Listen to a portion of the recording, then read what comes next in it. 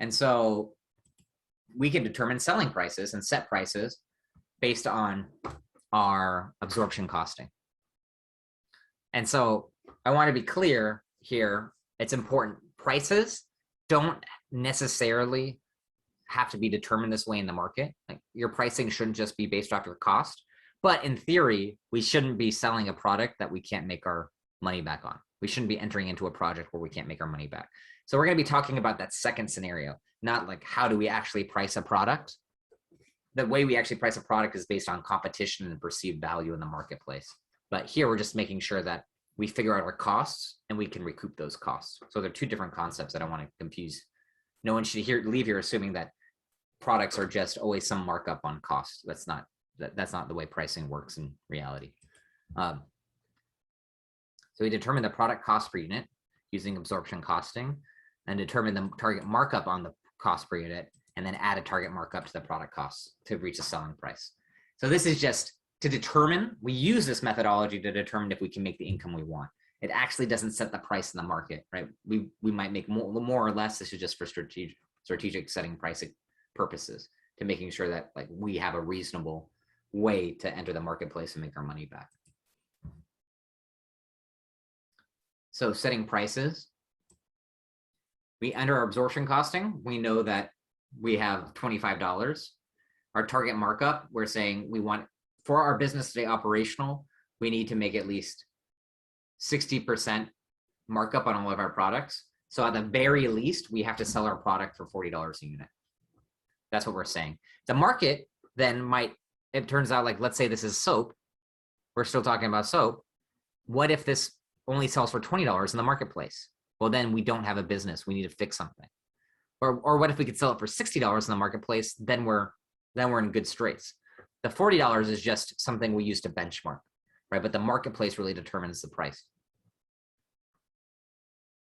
and how we want to perceive our value in the marketplace. So I just really want to take that away. Pricing is a very complex topic, and I don't want anyone to leave here thinking that you just determine prices by marking up units. That's not true. This is just something we do to determine a reasonable price so we cover our costs. And so, end of the day, managers are responsible for this concept of controllable costs. So let's say, Christina, it's your soap company, and we both own the soap company, and you're managing it. And I come to you and I say, hey, listen, the electricity cost is too high this month. Can you call the electricity company and lower the cost? And if not, you're fired.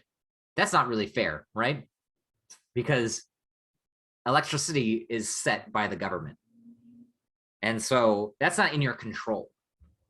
But if I said to you, hey, it looks like a lot of people are working overtime, can we figure out a way not to pay them overtime wages so that they can get a break and maybe staff our team so that we're not paying these overtime wages? That's more controllable by you as a manager. You can either hire accordingly or make sure that it's staffed accordingly. Is that so? So that's kind of this concept of controllable costs. Are there any other ideas like people have like of controllable costs? Any other examples?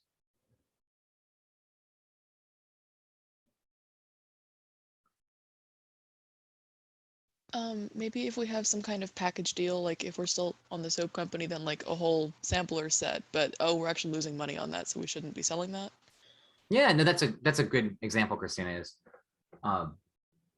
if let's say a package set has additional costs associated with it, so determining how we're marketing and selling our products, and if there's an incremental cost, that would be a manager's responsibility because they should be able to control what they're selling to the public.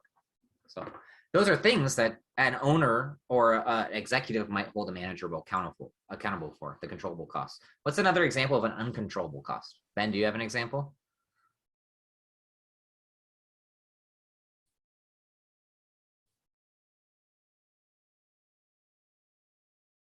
Or Saeed? Rent? Yeah, it wouldn't be fair of me to, if we owned a building or if we had a long-term lease, for me then to say, hey, can you call our landlord up and tell them we're going to pay 50% less? That's not reasonable. That's not something within your control. But maybe in the long term, right? Like if I said, hey, in the next 10 years, let's think of our location strategy, that might be different. So the timing affects it too. Yeah. But you're thinking about it correctly. Things that just don't, it's not fair to hold the manageable accountable to. And then it's important to know that like we can also use these concepts for service companies and consulting companies. That's all this is saying.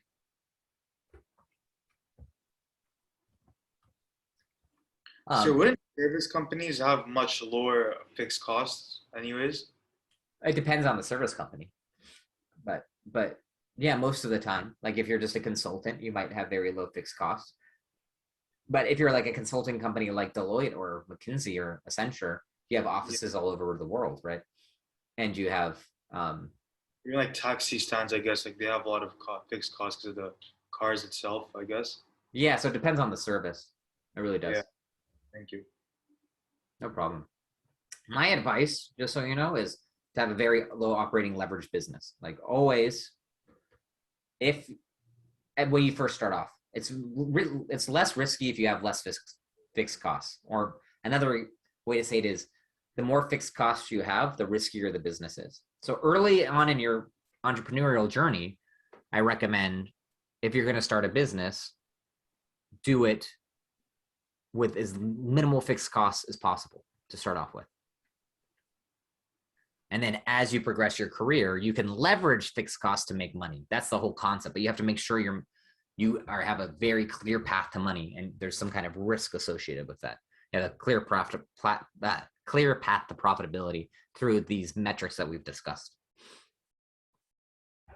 But right, like if I can make $100,000 a year with no fixed costs, it would have to, if I had 100,000 of fixed costs, I'd have to make $200,000 a year. Like that's a lot of incremental money. So those fixed costs better be helping me. They better be doing something for me that they can't do for someone else.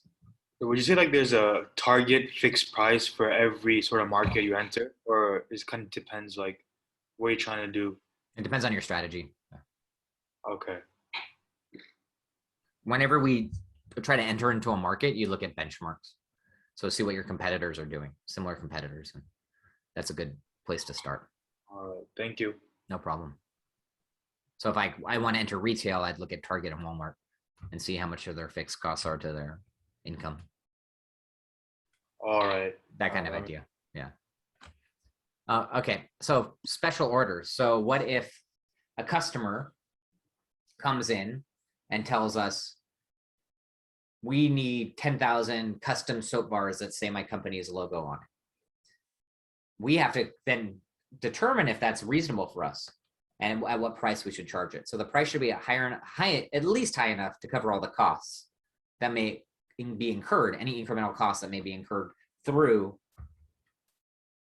taking on the special project over the long run. And so the real takeaway here is, hey, if we have excess capacity and the price is right, we can generally take special orders and then determine the price related to them. So here's an idea of how we price a special order. So this is a skate company. They have 1,000 pair. They have a special order where a company wants 1,000 pairs of skates for a price of $22 a pair. And so if we reject it, we make no income. So the question is, can we accept it? Do we have the production capacity to accept it? And how would that relate to our profitability? And so in this case, it'd make incremental sales of $22,000. Our variable costs are $15,000. Our variable selling costs are $2,000. We get an income of $5,000. If we have the production capacity, we'd always accept it. Under absorption costing, though, we might not accept it, right? That's why we use variable costing. The absorption costing gives us the wrong indicator through the fixed overhead cost per unit, which would be attributable here. But in this case, there would be no incremental fixed costs for accepting this, right? The fixed costs are given every month. So the absorption costing would give us a no indicator, while variable costing would give us a yes indicator. That's all this is saying. And so that's why variable costing is also valuable. It helps us assess these special orders goods. There's other business considerations in special orders, like market perception. So imagine this, like as a consultant, I sell my services for $200 to $400 an hour, right? But what if then one of you found out that I also offer services to someone for $30 an hour. Like I gave someone a special price and I like discounted it to $30 an hour for some group of people. All my other customers might get very upset, right? Like, well, hey, I pay $200 an hour and Devin's giving $30 an hour to other people. And that's another, so that's a consideration. It's like, you don't want to do your special pricing so low that it upsets your other customers and they think they can get that price. There's something you have to be very careful when you go into low pricing methodologies, because you kind of fight with yourself at that point. Okay, so that's the end of chapter 6. We just went through almost 2 hours of pretty intense costing discussions. So I'm sure everyone feels extremely energized for the rest of their Saturday. I'm open to take any questions right now. I'm going to stop the recording and I'll just take any questions related to these 2 chapters.